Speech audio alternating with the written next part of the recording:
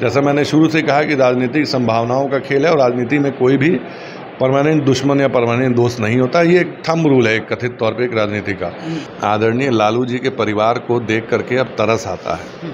ठीक है, जैसे एजाज भाई का बयान आपने मुझे सुनाया, तो एजाज भाई से 2-3 सवाल पूछना है कि क्यों ना आपके नेता को राजनीति का औरंगजेब कहा दिया जाए। तो अभी जिसको कहते हैं ना बिल्ली के खाब में छीछड़े आते हैं, तो एजाज भाई के खाब में छीछड़े उन्हें मुबारक। नमस्कार, आप देख रहे हैं चौकस भारत और मैं ब्रजेंद्र।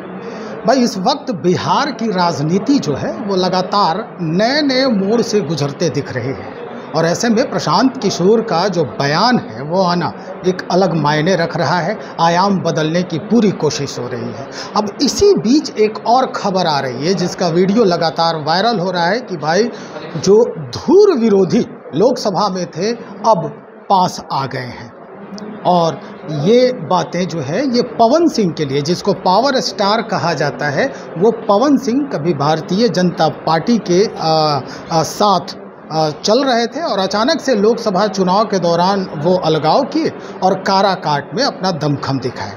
कल देखा गया है कि दिल्ली में उपेंद्र कुशवाहा जी से उनकी जो मुलाकात है वो हुई है। अब इसके मायने क्या हैं, कुछ ऐसे ही सवालात हैं जिसे हम आज जानने पहुंचे हैं भारतीय जनता पार्टी में। और हमारे साथ इस बात को साझा करने के लिए प्रबुद्ध प्रवक्ता यहाँ के मयंक मौली साहब हैं। कैसे देखते हैं आप इस पूरे प्रकरण को? देखिए, एक सर्वविदित तथ्य है कि राजनीति संभावनाओं का खेल है। ठीक है, और आज जो मुलाकात कथित तौर पे जिसका आप जिक्र कर रहे हैं, आदरणीय उपेंद्र कुशवाहा जी और श्री पवन सिंह जी की और हमारे बिहार प्रभारी आदरणीय विनोद तावड़े जी के बीच में जो मुलाकात हुई है, उसे एनडीए के लिए कहीं एक सुखद संयोग माना जा सकता है। और विगत 1 वर्षों से जिस बाबत के ये मीडिया हलकों में जो खबरें प्रसारित थीं, जो सतही खबरों का जो एक दौर चल पड़ा था खटास को लेकर के, बाकी चीज़ों को लेकर, आज उसका पटाक्षेप हो गया, जैसा कि हम सब देख पा रहे हैं। आदरणीय उपेंद्र कुशवाहा जी कहिए जो कि पिता तुल्य संदर्भित हैं श्री पवन सिंह जी के लिए, उन्होंने वही सम्मान देते हुए उनका आशीर्वाद लिया है, उनके घर जाकर के बातचीत हुई है। और यकीनन चाहे शाहबाद क्षेत्र हो या काराकाट वाला क्षेत्र हो या जो भी कहिए समाज, भोजपुरिया समाज है, दोनों ही कहिए व्यक्तियों का, आदरणीय कुशवाहा जी का और श्री पवन सिंह जी का जो कहिए कि राजनीतिक प्रादुर्भाव है या राजनीतिक जो कहिए कि वो जो पूंजी है, उससे कहिए इनकार नहीं किया जा सकता है, प्रभाव है। और आज यकीनन पवन सिंह जी के आने के बाद से शाहबाद क्षेत्र में विशेष करके जिस राजनीतिक प्रभाव की अटकलें लगाई जा रही हैं वो बिल्कुल होता हुआ दिखेगा। और रही बात जिन कथित राजनीतिक रंजिशों की जो खबरें जो चला करती थी, आज उस सुखद तस्वीर ने पूर्ण विराम जरूर लगा दिया है। पूर्ण विराम के साथ साथ अब ये भी बातें आने लगी हैं कि कुछ दिन पहले एक मूवी आई थी सलमान खान की, उसमें गाना था, जब तुम चाहो पास आते हो, जब तुम चाहो दूर जाते हो, ये मर्जी वाली बात है। तो इसके जो संदर्भित जो बयान आ रहे हैं लोगों के, अब इसको कैसे आप भारतीय जनता पार्टी के सदस्य होने के नाते आप इसको कैसे हैंडल करेंगे? अब देखिए, बाकी विपक्ष क्या विधवा विलाप करता है इन चीज़ों पे, उस पर तो मैं कमेंट नहीं करूँगा। जैसा मैंने शुरू से कहा कि राजनीतिक संभावनाओं का खेल है और राजनीति में कोई भी परमानेंट दुश्मन या परमानेंट दोस्त नहीं होता। ये एक थंब रूल है, एक कथित तौर पे एक राजनीति का। और वैसे भी जो भी बयान हो 24 को लेकर के, विगत लोकसभा चुनाव के बाद से जिन परिस्थितियां जो बनी थी, बयानबाजी जिनका आप जिक्र करें, कभी दोनों में कहिए डायरेक्ट क्लैश जैसा कोई बयान नहीं था, या दोनों ने कभी भी किसी के ऊपर कोई व्यक्तिगत कहिए या स्तरहीन बयान का तो प्रयोग नहीं किया था। आदरणीय कुशवाहा जी जो कि कहिए टीचर हैं और उनका सम्मान है, वो हमेशा अपने वाक शैली, वाक पटुता और कहिए कि एक अच्छी भाषा के लिए जाने जाते हैं। चाहे उनके तरफ से हो या पवन सिंह जी की भी तरफ से, दोनों ने कथित तौर पे ऐसा कोई स्तरहीन बयान नहीं दिया जो कि विपक्ष के नेता हों या कथित तौर पे जो नई पौध वाले नेता हों, जो आजकल राजनीति के स्तर को गटर तक ले जाते हैं। वैसी बातचीत और वैसी रस्साकशी तो हमें कभी देखने को नहीं मिली। हाँ, चुनाव एक चीज़ होती है, एक व्यक्तिगत मुद्दा था, चुनाव लड़ा उन्होंने। आज कहिए कि दोनों साथ बैठे हैं, बिल्कुल बैठे हैं, और जो मुलाकात हो रही है वो कहिए कि एक सुखद आयाम ही प्रदान करेगी आगामी विधानसभा चुनाव को। चलिए, आयाम तो है वो उसका, लेकिन अब विपक्ष जो है वो बड़ी कुछ बातें जो है वो सामने ला रही है, कह रही है कि भाई बेचैनी है हार की आपके अंदर, एनडीए के अंदर अगर कहा जाए, और इस वजह से आप तिनका जोड़ने के फिराक में लगे हुए हैं और इस तिनके पर महल बनाने की कोशिश कर रहे हैं। एक प्रयास किया जा रहा है जो बिल्कुल धराशायी होने वाला है। ये किसने कहा है भाई देवे? ये वहाँ के प्रवक्ता हैं एजाज अहमद साहब। हम बयान भी दर्शकों को सुनवा देते हैं, एजाज साहब क्या कह रहे हैं, आरजेडी के हैं, प्रवक्ता हैं, जरा सुन लीजिए। बिहार की जनता का विश्वास और समर्थन तेजस्वी जी के नेतृत्व को है, इसीलिए ये तिनके को जोड़ करके महल बनाना चाहते हैं। आज उपेंद्र कुशवाहा और पवन सिंह की मुलाकात भारतीय जनता पार्टी के नेताओं के सामने हुई, ये बताने के लिए काफी है कि ये लोग काफी डरे हुए हैं। इनको इस बात का डर है कि बिहार की जनता का विश्वास और समर्थन हम खो चुके हैं। बिहार की जनता 20 साल के खटारा और नकारा सरकार से मुक्ति चाहती है।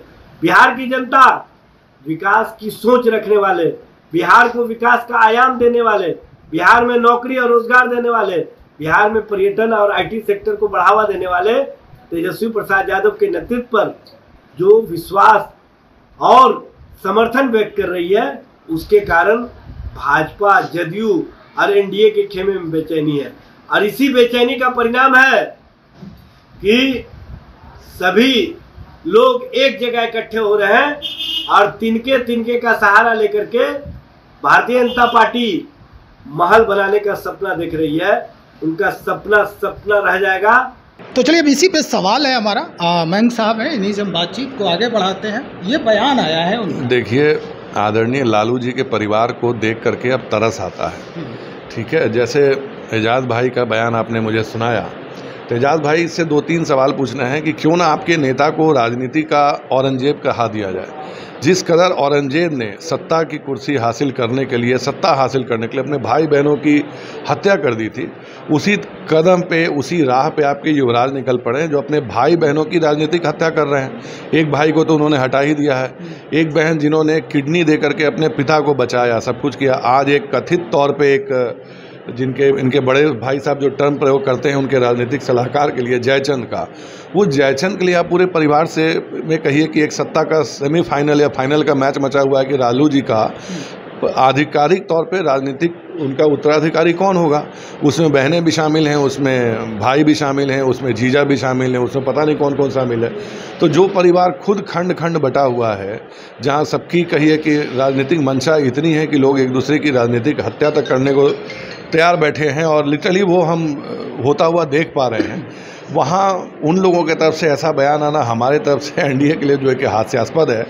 और एजाज जी हों या फिर उनके नेता तेजस्वी यादव जी हों, एक ही सवाल पूछूंगा, लालू जी जिन्होंने राजद, जिनसे सृजन हुआ राजद का, जिनके कारण कहिए कि राजद जानी जाती है, जो राजद में उनके सबसे बड़े नेता, उनकी तस्वीरें आज भी गायब क्यों हैं?